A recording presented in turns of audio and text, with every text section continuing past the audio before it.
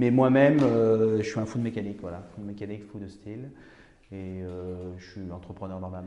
Parce qu'en fait, un flat twin et un vertical twin calé à 360, du point de vue du son, du point de vue de l'acoustique, du point de vue de la régularité cyclique, c'est pareil. C'est-à-dire que c'est des moteurs qui ont un temps moteur tous les tours moteurs de façon régulière. Donc un vertical twin et un flat twin pourraient avoir strictement le même bruit. Donc ça, c'était un élément important. Et la même capacité à être souple en fait et vif. Et donc, et c'est à ce moment-là que j'ai commencé à regarder les flat twins en me disant finalement, puisque ces moteurs de moto anglaise sont bourrés de défauts d'équilibrage, le flat twin, lui, c'est le moteur équilibré par excellence. Et il se trouve qu'il a les mêmes caractéristiques de fonctionnement qu'un moteur de moto anglaise, sauf qu'il est parfaitement équilibré, ce qui est juste vital, quoi. C'est-à-dire qu'on a avancé à la vitesse à laquelle on était capable de se financer.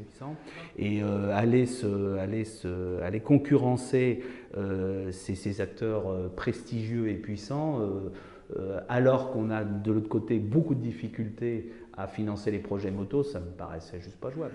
Non, en fait, bon, nous, on n'a qu'une seule façon de travailler, hein. On se pose la bonne question au début et après on travaille. Donc, il y a 22 ans, je me suis posé la question de quel moteur on allait faire. On a travaillé pour le construire.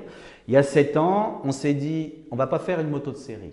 Et donc en fait, nous, ce qu'on pense, qu'on considère, c'est que contrairement à l'automobile, contrairement au bateau, contrairement à l'horlogerie, contrairement aux armes de chasse, contrairement même au vélo, dans la moto, il n'y a pas véritablement de secteur du luxe, quoi.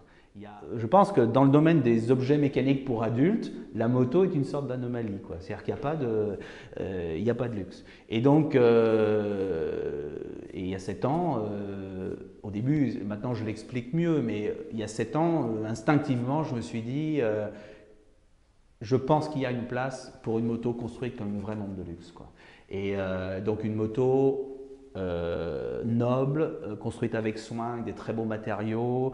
Les codes du luxe, ça touche le produit bien sûr, ça touche les matériaux, ça touche le mode de distribution, ça touche le type de service après-vente.